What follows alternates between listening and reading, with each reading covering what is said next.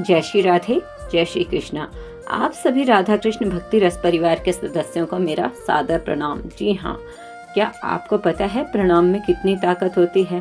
पहले लोग सुबह उठकर घर के बड़े बुजुर्गों को झुक झुक कर प्रणाम करते थे, उनके चरण स्पर्श कर आशीर्वाद प्राप्त करते थे, विशेषकर महिलाएं। लेकिन आज यह प्रथा धीरे धीरे लुप्त होती जा रही है और हम बुजुर्गों के आशीर्वाद से वंचित हो रहे हैं।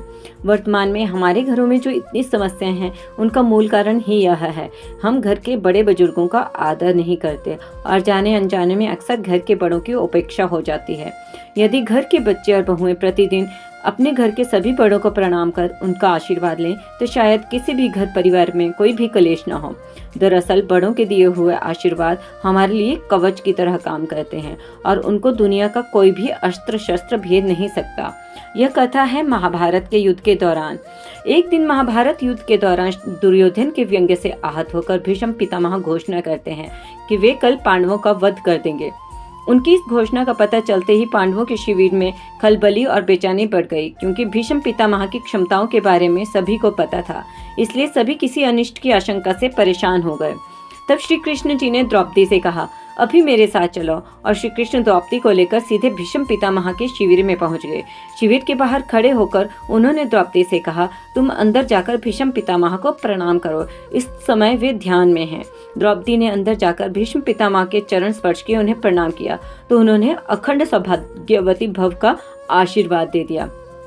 परंतु जैसे ही उन्होंने द्रौपदी को देखा तो वे सब बात समझ गया और उन्होंने कहा, तुम इतनी रात को अकेली यहाँ कैसे आई? क्या तुम्हारे साथ श्री कृष्ण आए हैं?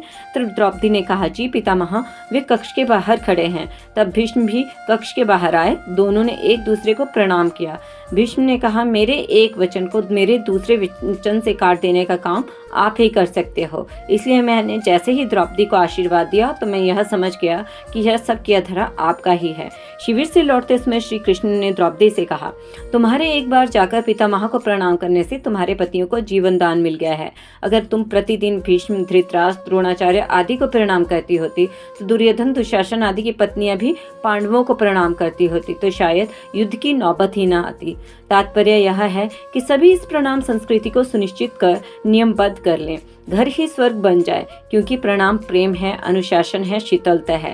प्रणाम आदर सिखाता है, इससे सुविचार आते हैं। यह झुकना सिखाता है, क्रोध और अहंकार मिटाता है। प्रणाम हमारे आंसुओं को धो देता है और हमारी संस्कृति भी प्रणाम ही है।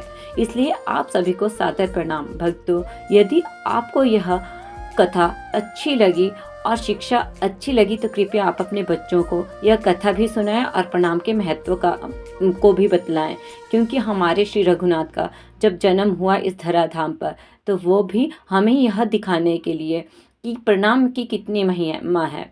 सुबह उठकर अपने बड़ों को प्रणाम करते थे। इसलिए तो कहा गया है, प्रातः काल उठे रघुनाथा, मात पिता गुरु नावहि माथा।